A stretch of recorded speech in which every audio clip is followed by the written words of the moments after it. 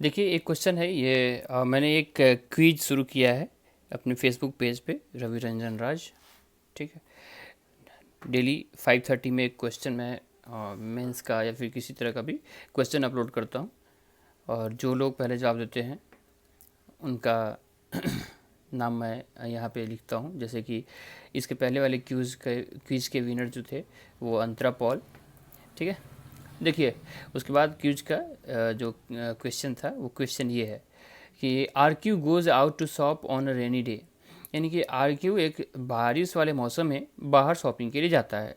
He travels eight a speed of n km/h when it's raining. जब बारिश हो रही होती है तब वो n km/h की स्पीड से चलता है। And at a speed of n-1 km/h when it stops raining. यानी कि जब बारिश रुक जाता है तब n-1 km/h की स्पीड से गाड़ी चलाता है। ठीक है। ओके। तो मैंने यहाँ दिखाया है यहाँ पे डायग्राम कि ये बारिश हो रहा है तो एन की स्पीड से जा रहा है, और इधर बारिश नहीं हो रहा है तो n-1 की स्पीड से जा रहा है। अब आगे देखो क्वेश्चन में क्या कहता है कि if his average speed for the journey is 3.2 km/h। तो देखिए, एवरेज का मतलब हमेशा होता है कि दो चीज़ों का बीच का वैल्यू, अगर दो का एवरेज निकालते हो तो दोनों के बीच में एवरेज होता है। तो एवरेज स्पीड है दो अलग अलग स्पीड का, तो ये स्पीड है ये स्पीड है, तो इनके बीच में होगा। यानी कि ये स्पीड इन दोनों के बीच में होगा। तो यानी एन से छोटा होगा 3.2 और n-1 से बड़ा होगा। मतलब मैं ये भी कह सकता हूँ कि n का वैल्यू 3.2 से बड़ा होगा और n-1 का वैल्यू 3.2 से छोटा होगा। ठीक है, आगे क्वेश्चन पढ़िए। देखिए जरा, कहता है क्या है कि find the fraction of distance which he covered while it was raining.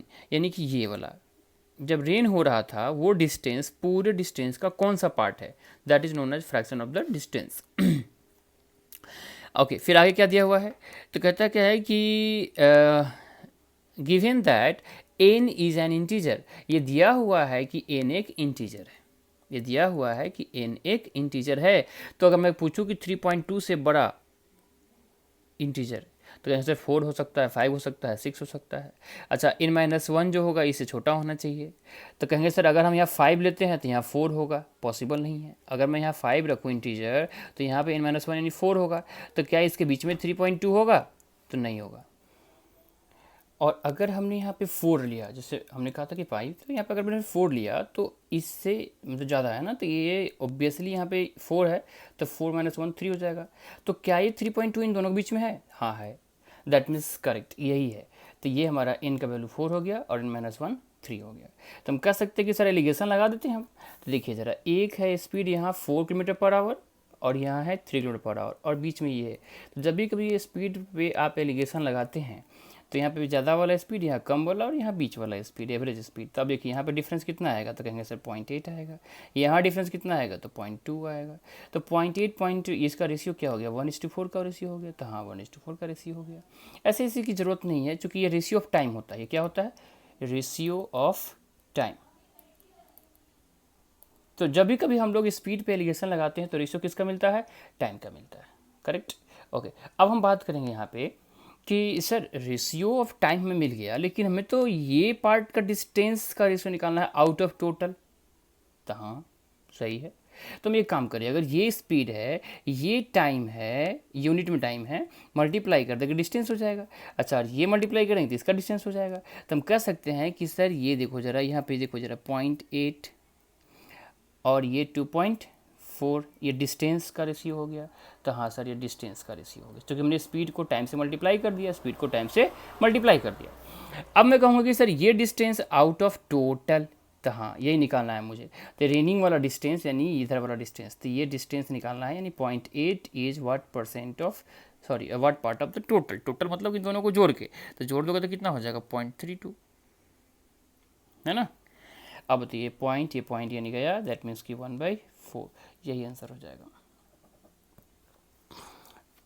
ठीक है, कोई डाउट नहीं होगा, उम्मीद करते हैं समझ में आ गया होगा। ठीक है, देखिए तो यही क्वेश्चन है। और do join my page also. ठीक है, मैं रवि रंजन राज के नाम पे ही पेज पे भी हूँ, फेसबुक पे भी है और इंस्टाग्राम भी है। और यूट्यूब को बढ़ाइए, मज़ा नहीं आ रहा है यार। ये सिर्फ अभी तक मतलब सिर्फ 1600 सब्सक्राइबर है। क्या है, या फिर बाकी लोगों को नहीं पता। हम भी थोड़ा सा रेगुलर हैं वीडियोज डालने में, क्योंकि मोटिवेशन उतना नहीं मिल रहा है कि यार बहुत कम बच्चे हैं, बहुत कम बच्चे हैं, बहुत लोगों को पता ही नहीं है कैसे हम लोगों तक पहुँचे। तो आप पहुँचाइए, आप मेरा सहारा बनिए, ठीक है, लोगों तक पहुँचाइए ताकि मुझे भी मज़ा आए पढ़ाने में, ठीक है। ओके, देखते हैं नए क्वेश्चन को। Pankaj borrowed a total amount of rupees 32,500 from his three friends Raj, Akash and Suresh, यानी कि 3 दोस्तों से वो टोटल मिलाकर 32,500 रुपये उधार लेता है। All of his friends apply different rate of interest, सब लोग अलग अलग रेट लगाते हैं। एक बंदा लगाता है वो रेट है 12%, दूसरा आकाश लगाता है वो 16%, तीसरा सुरेश लगाता है वो है 18%। आप देख सकते हैं, ठीक है, 12, 16, 18%। ओके, अब कहता क्या है कि the total he gives rupees 5090 as a interest, यानी कि ये इंटरेस्ट टोटल देता है इतना रुपया का। तो if the amount that Pankaj had taken from Raj, यानी कि जो पंकज ने राज से लिया था, पहला बंदा राज से लिया था, वो 18/25 of the amount taken by Suresh, यानी कि जो सुरेश से लिया था उसका वो 18/25 पार्ट था, ठीक है। Then find that what amount Pankaj has taken from Akash, यानी जिसकी कहानी यहाँ नहीं दी गई है, यही क्वेश्चन पूछा गया है। तो इस क्वेश्चन को अगर हम सॉल्व करें, पहले समझाता हूँ मैं वो क्वेश्चन कैसे कैसे क्या क्या कहानी है, फिर मैं बताता हूँ कि सोल्यूशन कैसे करना बेहतर होगा, ठीक है। देखिए, बात करते हैं सबसे पहले हम लोग कि एक है राज, ठीक है, एक है आकाश और एक है सुरेश, 3 बंदा हो गया। एक है राज, एक है आकाश और एक है सुरेश, 3 बंदे हो गए, ठीक है। अब गौर करिएगा, मैं कहूँगा कि सर ये सुरेश का 18/25 राज दिया है, तो हम सुरेश को मान लिया कि 25 यूनिट दिया है, ये रियल वैल्यू नहीं है, यूनिट है, तो हम कह सकते हैं कि इसका 18/25 कितना हो जाएगा, 18 हो जाएगा। तो जी हाँ, यानी कि राज ने 18 यूनिट दिया होगा, डन। तो कह सकते हैं कि राज 18 यूनिट दिया है और सुरेश 25 यूनिट दिया है, करेक्ट। आकाश कितना दिया है नहीं पता है, आकाश के बारे में नहीं मालूम क्यों कितना दिया है। लेकिन अब हम बात करें, ज़रा देखिए, गौर करिएगा, मैं इस क्वेश्चन को अगर सॉल्व करूँ तो यहाँ से बस ऑप्शन से सॉल्व कर सकता हूँ, बहुत जल्दी सॉल्व हो जाएगा। गौर करिए कैसे, मैं ऑप्शन से पहले सॉल्व कर दिखाता हूँ, फिर डिटेल्स में बताऊँगा। तो मैं कह सकता हूँ कि सर देखो ज़रा कि टोटल पैसा इतना है 32,500 टोटल है, अमाउंट है। अब उसमें से कहा जाए कि अगर आकाश का वैल्यू निकालना है तो ऑप्शन में उसी का वैल्यू दिया हुआ है, करेक्ट। तो मैं आकाश का अगर हटा दूं पैसा, तो जो बचा हुआ अमाउंट होगा वो राज और सुरेश का होगा। और अगर राज और सुरेश का होगा तो कह सकते हैं कि सर 18 यूनिट और 25 यूनिट होगा, यानी कुल मिलाकर दोनों को जोड़ दूं तो कितना यूनिट हो जाएगा सर, तो राज प्लस सुरेश मिला दोगे ना, जोड़ दोगे ना अगर, तो टोटल तो हमारा 43 यूनिट हो जाएगा। तो जी हाँ, हो जाएगा। इसका मतलब क्या है, मतलब ये है कि सर मैं अगर आकाश का यानी ऑप्शंस घटा दूं तो remaining amount must be multiple of 43, must be multiple of 43, क्योंकि सब इंटीजर इंटीजर इंटीजर इंटीजर है। तो देखिए जरा, अगर हम बात करें, पहला ऑप्शन घटाते हैं 13,000, ऑप्शन फर्स्ट ऑप्शन लेते हैं 13,000 अगर हटा दें, तो अगर 13,000 हटाओगे यहाँ से तो क्या बचेगा रिमेनिंग अमाउंट, तो हम कह सकते हैं कि सर ये ऐसे रहा और ये 9 और ये कितना 1, 19,500। तो 19,500 क्या 43 का मल्टीपल है, नहीं है।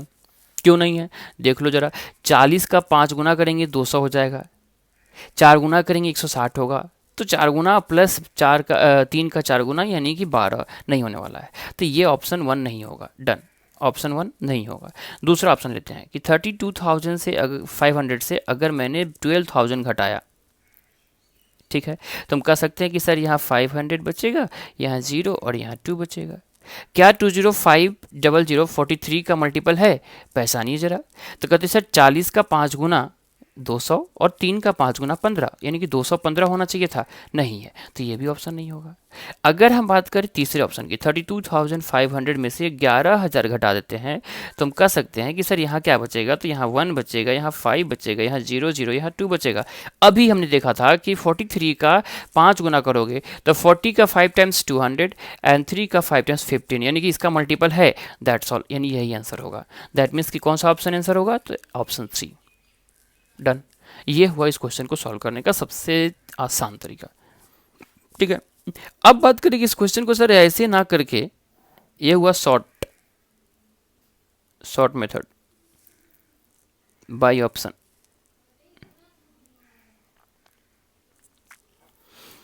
अब हम बात करेंगे जरा इसका डिटेल्स मेथड कि सर डिटेल्स में हम इसे कैसे सॉल्व कर सकते हैं।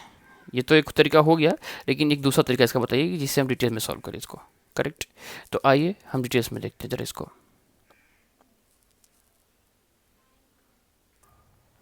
देखिए यहाँ पे सब्ट्रैक्शंस की अगर बात करें हम, तो थोड़ा सा ये मैंने यहाँ पे मैं कहता हूँ कि 32,500 से अगर आप 13,000 सब्ट्रैक्ट किए हैं तो 19,500 बच रहा है। तो मैं ऐसा कर सकता हूँ, दिमाग लगाना एक मिनट हाँ, कि सर अगर मैं इसे 1,000 कम घटाऊँ, 12,000 मतलब 1,000 कम घट रहा है ना, तो 1,000 कम घटाओगे तो रिजल्ट में 1,000 बढ़ जाएगा, इंक्रीज कर जाएगा। तो वही 19,000 से हो गया 20,500। अब देखो इसके बाद मैं थर्ड ऑप्शन में जाता हूँ तो 11,000 सब्ट्रैक्ट करता हूँ। इसका मतलब कि सर 1,000 और कम सब्ट्रैक्ट कर रहा हूँ। तो अगर हम 1,000 और कम सब्ट्रैक्ट करते हैं तो रिजल्ट में 1,000 और बढ़ जाएगा, यानी यहाँ से 1,000 और बढ़ के हो जाएगा ये 21,500। तो मुश्किल से हमें लगता है कि 30 सेकेंड 40 सेकेंड में ये क्वेश्चन सॉल्व हो जाएगा। ठीक है, 30 सेकेंड काफ़ी है, 30 सेकेंड मुझे लगता है कि सफिशियंट है ऐसे सॉल्व करने में। लेकिन अब बात करें डिटेल्स में कि सर इसको बेसिक से सॉल्व करें तो कैसे सॉल्व होगा, ओरिजिनल मेथड क्या होगा, कैसे करेंगे हम लोग। ठीक है, तो देखिए जरा ओरिजिनल मेथड क्या होगा, कैसे होगा वहाँ भी थोड़ा स्मार्ट मूव करना पड़ेगा आपको। अब देखिए, तो यहाँ से हमें ये दिख रहा है, तो कुछ लोग यहाँ पे, मैं इसको दोबारा लिखता हूँ यहाँ पे कि एक था, कहाँ लिखूँ, यहाँ लिखता हूँ, चलो, राज, आकाश एंड सुरेश। तो ये 18 यूनिट है, 18x लोग लिख देंगे इसको, ये 25 इन 25x लिख देंगे, चलिए ठीक है। और टोटल हमें वो मालूम है, टोटल कितना था, तो टोटल था 32,500। इसका मतलब कि सिर्फ इसमें यहाँ पे आकाश का शेयर कितना हो जाएगा, तो 32,500 माइनस 43x, 32,500 माइनस 43x, समझे, ये आकाश का शेयर हो जाएगा।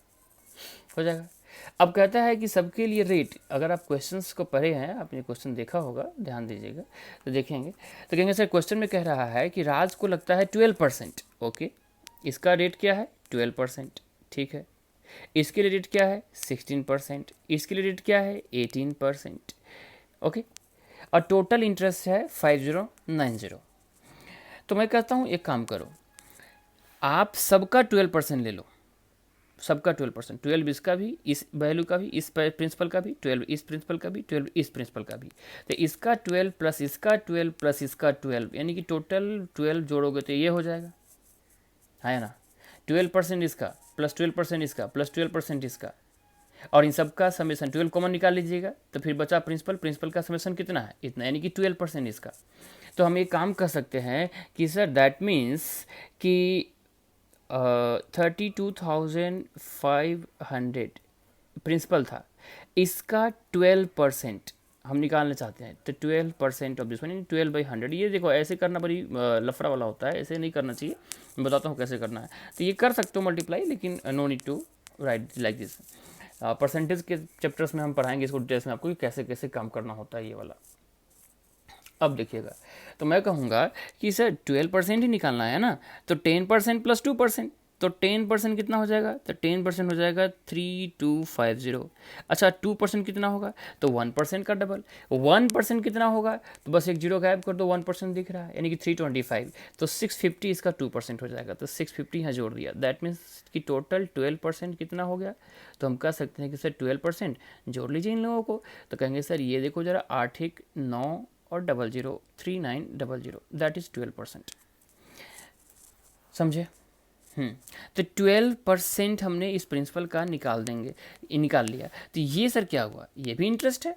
तो कहेंगे सर नहीं, इसका 12 लेना था, इसका 16 लेना था, इसका 18 लेना था, आपने तो इसका 12 लेके बस सबका 12 ले लिया, छोड़ दिया। जी नहीं, अभी छोड़ा नहीं है, क्वेश्चन अभी अधूरा है। अब देखिए इसके बाद वाले पार्ट में हमें काम कैसे करना है, करेक्ट। तो इसके बाद वाले पार्ट के लिए हम कहेंगे, जरा सोचना अच्छे से, कि सर पूरा इंटरेस्ट कितना था, सिंपल इंटरेस्ट कितना था हमारे पास। तो कहेंगे सर सिंपल इंटरेस्ट था 5090, यही था, है ना।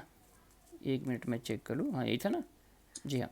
तो 5090, तो सर इस 5090 में से हमने क्या किया कि इनका ये 12% प्रिंसिपल का हटा देते हैं, ठीक है।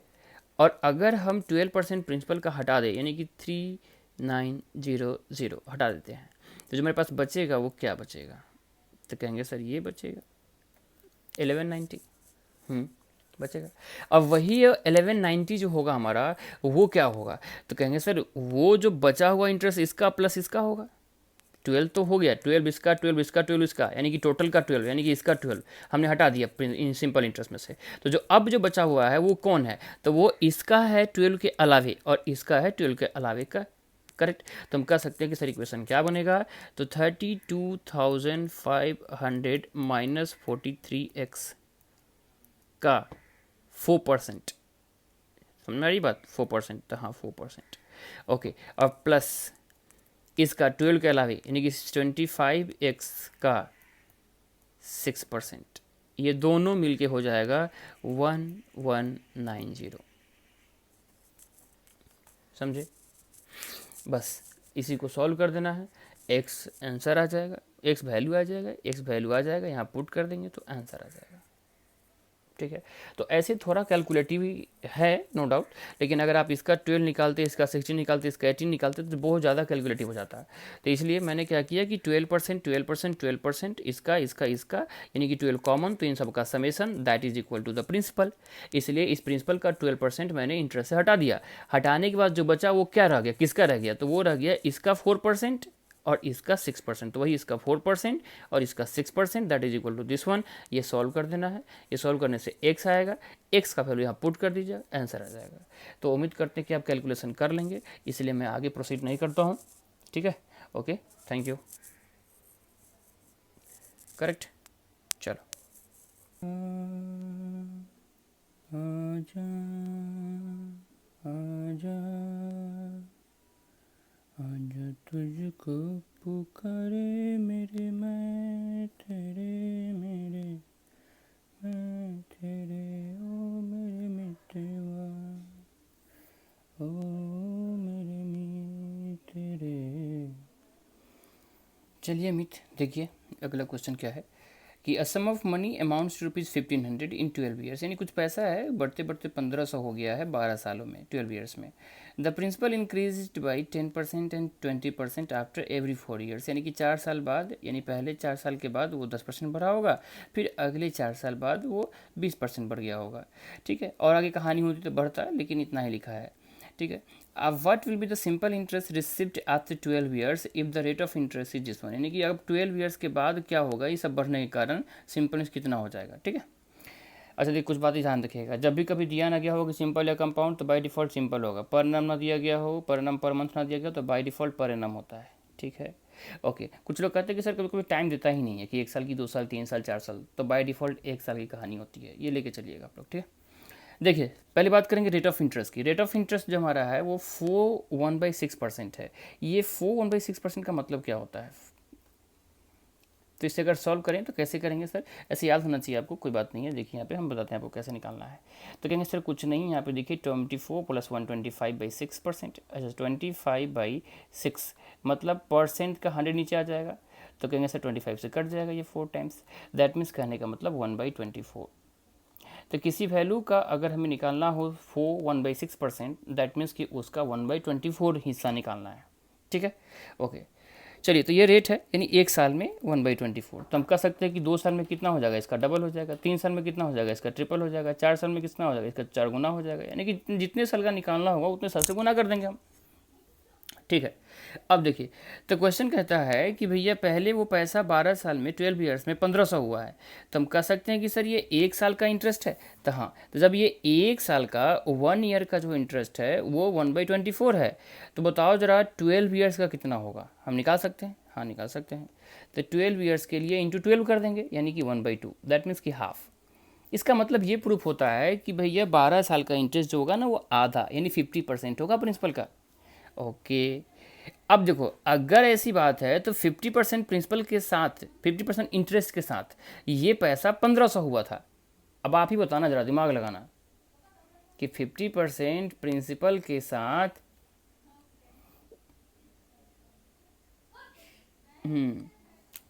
50% प्रिंसिपल के साथ, ये थोड़ी सी लाइट में पता नहीं प्रॉब्लम हो रहा है।